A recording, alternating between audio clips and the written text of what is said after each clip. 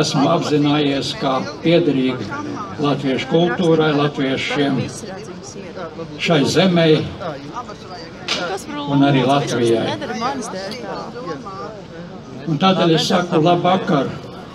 Tomēr, lai arī vakars pats tieši šobrīd ir labs, sajūta nevienmēr un šai brīdī man ir tik laba.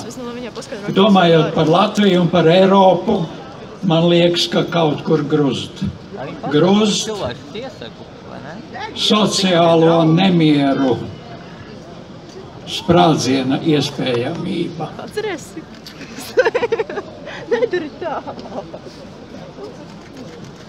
Ko mēs redzam?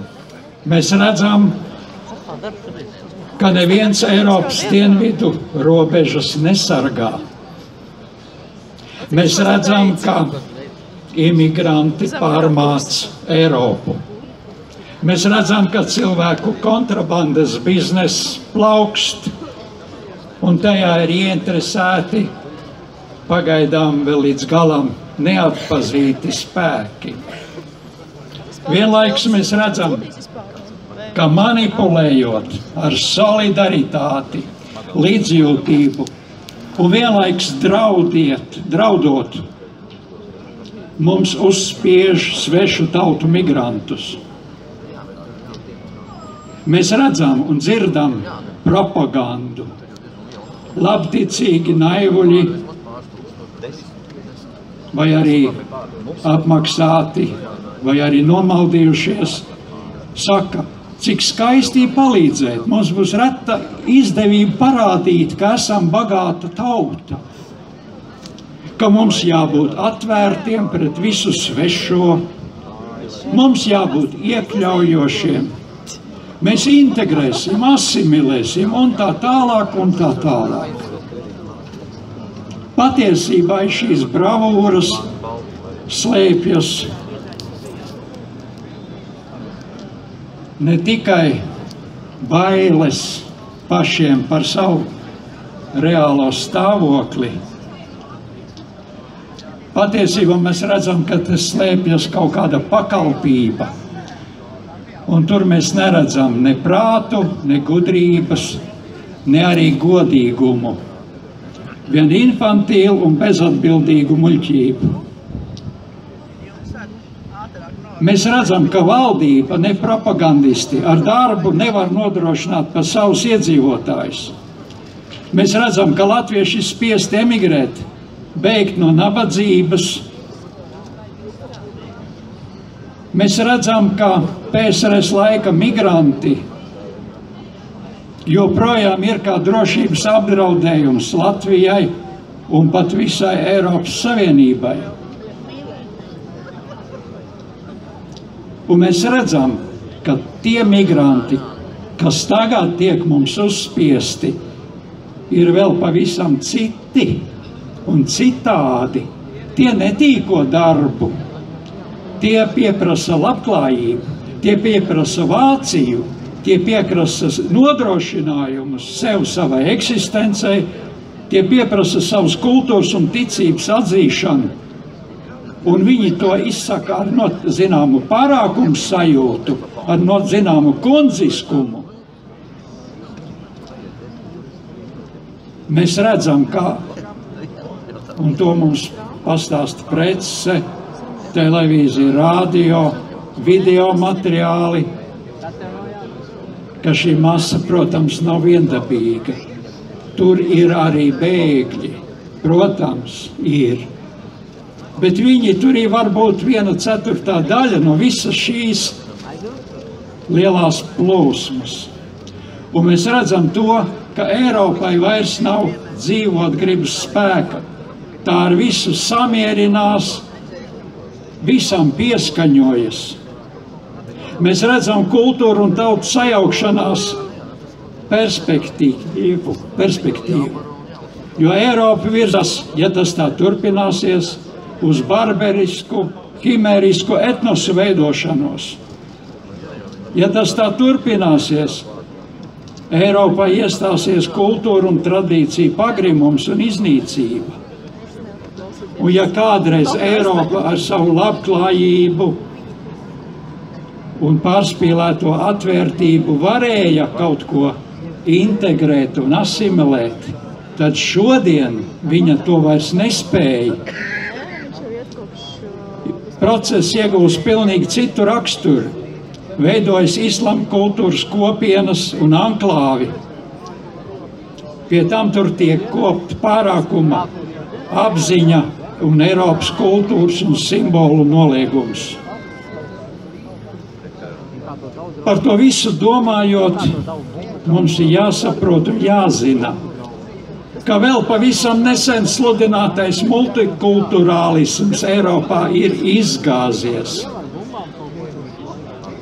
Palikusi tikai garīga netīrība, palikusi tikai tolerances ilūzija, pie tam tolerance kā piekāpšanās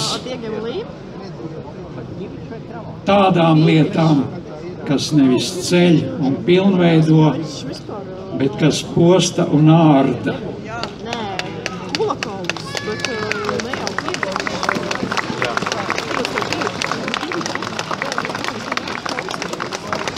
Domājot par šodienas situāciju un notiekošiem procesiem un mūsu aģitātoru naivo pašaizliedzību, kā savā laikā komjaunieši metās uz bāmu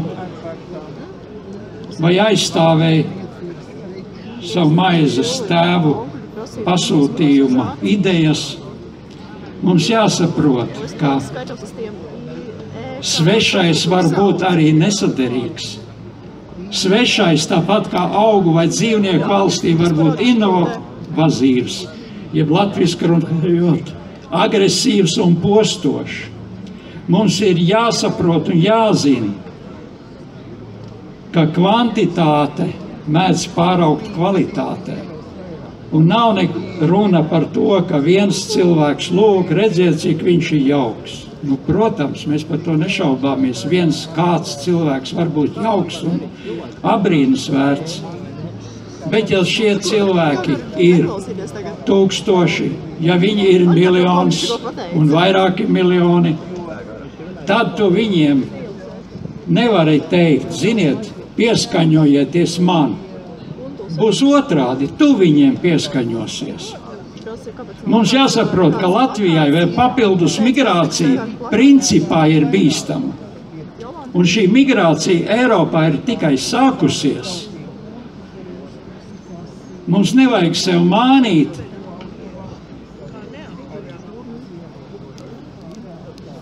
Un izlikties, ka mēs nesaprotam, ka aiz viena šī piedāvājuma, kas pašlaik tiek tā kā, legalizēts, tā kā gandrīz tā kā tāda vienošanās, sekos nākošās. Jo tie, kas pārēdz kaut nedaudz notikumu gaitu, neviens nesaka, ka tas process tūliņ beigsies, bet drīzāk otrādi. Un mums ir jāsaprot, ka galu galā arī mums ir tiesības. Mums ir tiesības uz pastāvēšanu, uz savu viedokli un rīcību.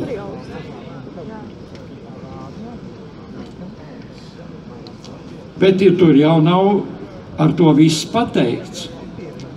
Ir taču cēloņi un sekas. Par sekām jāatbild tiem, kas radīja cēloņus šai migrantu invāzijai Eiropā. Eiropas lielvaras pašas ir sarīkojušas diversiju pret Eiropas tautām un to kultūrām. Vienlaikus fonā mēs redzam alkatību no vienas puses, bezatbildību un nespēju aizstāvēt sevi no otras puses. Problēmas jārisina tur, kur tās ir cēlušās, un par bēgļiem un ekonomiskajiem migrantiem jārūpējas tiem, kas sagraujot šo cilvēku zemes un valstis, ieguva labumus no šī posta. Šeit būtu darbs politiķiem un pētnieciskajai žurnālistikai. Galu galā cēloņu un seku likums dievlaistajā pasaulē nav atcelts. lai arī dažas mūsu pasaules lielvaras par to varbūt arī sakņo. Nav atceltas arī mūsu latviešu tautas tiesības un pienākums uz savu kultūru, uz savu valodu, zemi un valsti. Nav atcelts pienākums un tiesības dzīvot savā vidē, savās tradīcijās, pēc sava Dieva padoma un aizstāvēt šīs tiesības kā dzīvību.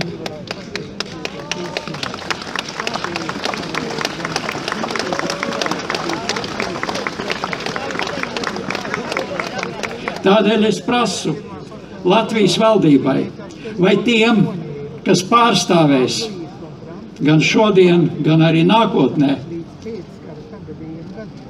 mūsu zemi, tautu un valsti, nepiekāpību Eiropas spiedienu priekšā, jo jauns uzspiestas migrācijas vilnis ir mūsu zemē līdzvērtīgs pašnāvībai. Tikai no mums pašiem ir atkarīgs, kas mēs esam un kas mēs gribam būt. Bet es saku, mēs bijām, mēs esam, mēs būsim. Paldies par uzmanību.